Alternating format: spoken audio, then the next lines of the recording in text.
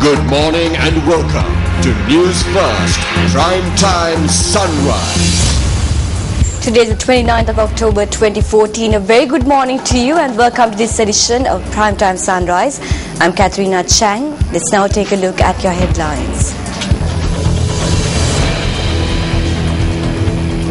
Persons trapped due to landslides on Allavallavai Road rescued. Upcountry railway services restricted to Bandaravella owing to landslides between Alla Demodara. Hearing of appeals in respect of 2014 voters registry concluded. Australia's Ebola virus ban condemned.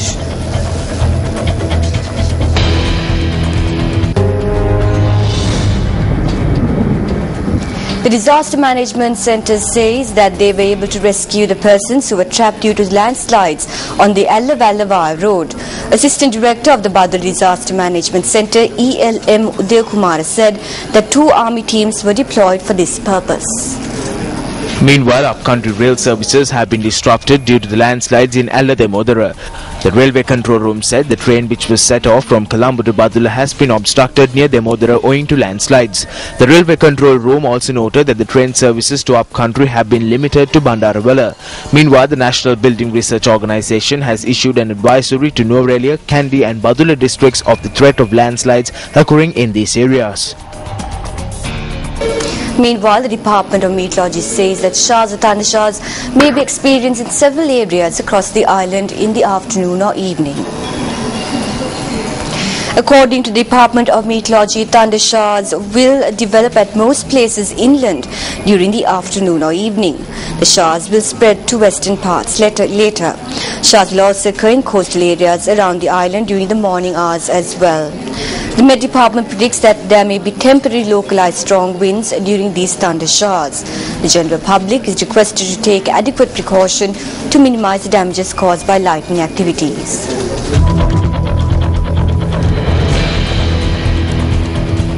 Now, discussions were held at the Nalatani Health Centre yesterday in lieu of the upcoming Sri Pada season. The discussions took place under the auspices of Chief Incumbent of Sri Pada, Venerable Bogamwe Sri Dhammadinna Thero.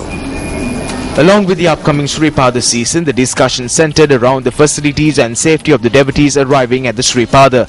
A number of government officials and representatives of the private sector were present at the discussion. What we require is that this location be safe and developed so that it is beneficial to the devotees and the citizens. Several state leaders were appointed, however no state sponsorship is given. However, you all have come together under the leadership of the Divisional Secretary to facilitate this endeavour. ඉඳලා දිගට කරගෙන ආවා දැන් හොඳටම කරනවා ඔබතුමාලාත් බොහොම ශ්‍රද්ධාවෙන් හැංගීමෙන් කරනවා.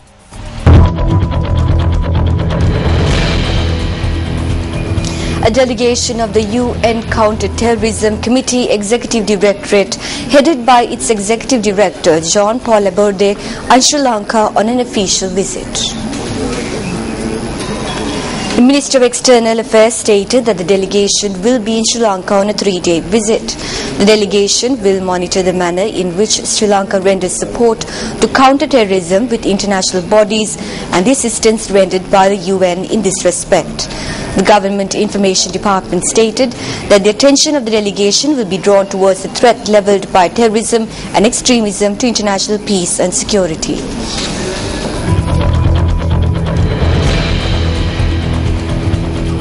The hearing of appeals in respect of the 2014 voters registry has now concluded. The Election Secretariat noted that the amended voters registry for 2014 will be put out on display at Election and Gramanilladari offices until tomorrow. Issuing a communique, Elections Commissioner Mahinda Deshapre stated that in the event an individual's name has not been included in the amended voters registry for 2014, it should be immediately brought to the attention of the Gramanilladari officer or the District Elections Office. The Election Secretariat further stated that the voters registry for 2014 will be confirmed by the 31st of this month.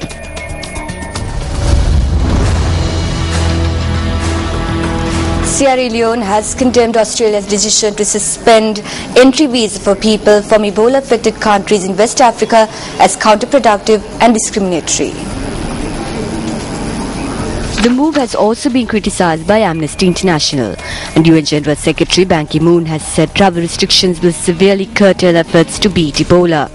Nearly 5,000 people have died from the virus, the vast majority of them in Sierra Leone, Liberia and Guinea.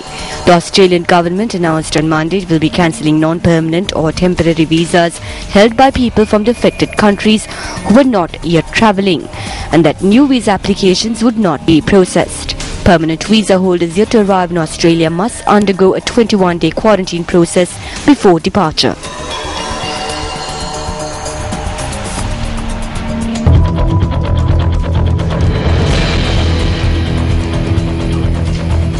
Meanwhile, Iraqi Kurdish forces are travelling to Turkey from where they plan to cross into Syria to battle Islamic State militants besieging the town of Kobane.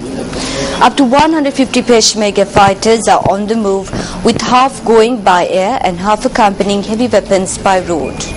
Turkey agreed to the deployment last week after refusing to allow Turkish Kurds to cross the border to fight. Earlier, the Turkish Prime Minister rejected claims that he was not doing enough to end the jihadist assault.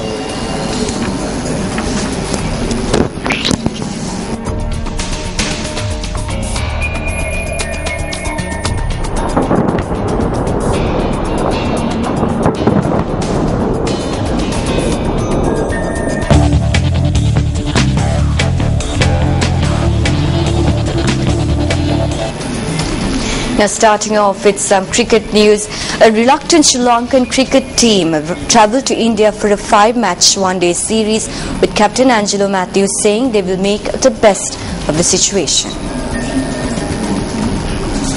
Sri Lankan cricket officials agreed to the tour after West Indies abandoned its tour after a pay dispute between the players and the cricket board. The Sri Lankan cricketers were not expecting to play a competitive match until late in November against England. Their last series against Pakistan finished at the end of August, and since then Sri Lanka's players had been resting and some started a session of physical training ahead of their one-day series in England. Sri Lanka will then play 3 sets and 7 one-day internationals against New Zealand before the 2015 World Cup hosted by New Zealand and Australia.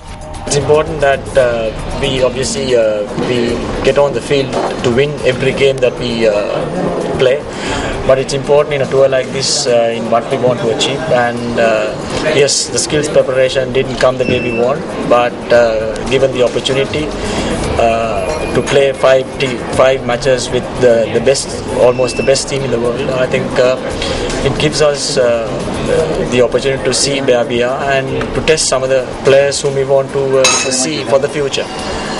We are 20 matches away from playing the first World Cup match, and that's a lot of games considering the amount of matches some international teams play.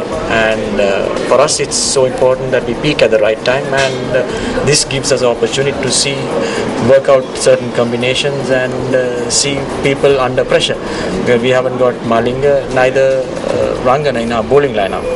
Sri Lanka are due to play 5 ODIs in India at the venues that were allocated for the remaining matches against the West Indies, namely Cuttack, Hyderabad, Ranchi, Kolkata and Ahmedabad.